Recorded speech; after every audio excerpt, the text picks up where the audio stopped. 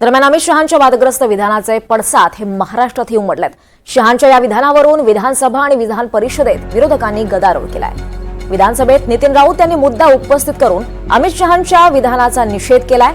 अमित शहांनी माफी मागावी अशी मागणी त्यांनी केली आहे। अध्यक्ष महोदय, हा केवळ बाबासाहेब आंबेडकरांचा अपमान नाही तर अख्ख्या देशाचा अपमान आहे। संविधानाला मानणारे सगळ्या समाजाचा या ठिकाणी अपमान आहे। दलित समाजाचा अपमान आहे। हे खरं आहे की डॉक्टर बाबासाहेब आंबेडकर यांच्यासाठी संविधान निर्माते असतील, पण आमच्यासाठी एक मार्गदाता, एक भाग्यविधाता, आमच्यासाठी ईश्वर सुद्धा ते आहेत आणि परमेश्वर सुद्धा आहेत। त्यामुळे असा अपमान आम्ही या ठिकाणी सहन करू शकत नाही। अध्यक्ष महोदय, सदर औचित्याच्या मुद्द्यावर सदस्यांना त्यांचं मत मांडण्याचा आणि विषय मांडण्याचा नाही त्यांनी औचित्य मांडलं नाही। तुम्ही काहीतरी पॉइंट ऑफ इन्फॉर्मेशन म्हणून इन्फॉर्मेशनचा पण अधिकार आहे। पण अध्यक्ष महोदय, आपल्याला ठरवायला लागेल ना, राज्यसभेच्या प्रोसिडिंगवर इथे चर्चा करणार का?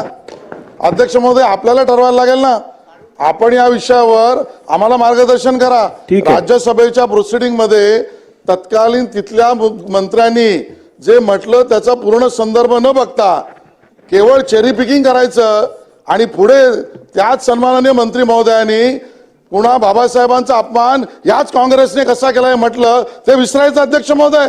आणि त्यामुळे अध्यक्ष महोदय, चेरी पिकिंग करणं आणि राज्यसभेच्या प्रोसिडिंगला काही इथे चर्चा करणं हे कुठल्या कायद्यात बसतं? आपण मला मार्गदर्शन करा आणि योग्य असेल तर तपासून हे रेकॉर्डवरचं काढा। अध्यक्ष महोदय, माझी विनंती अध्यक्ष महोदय। बसा, आम्ही तपासून ठरवी।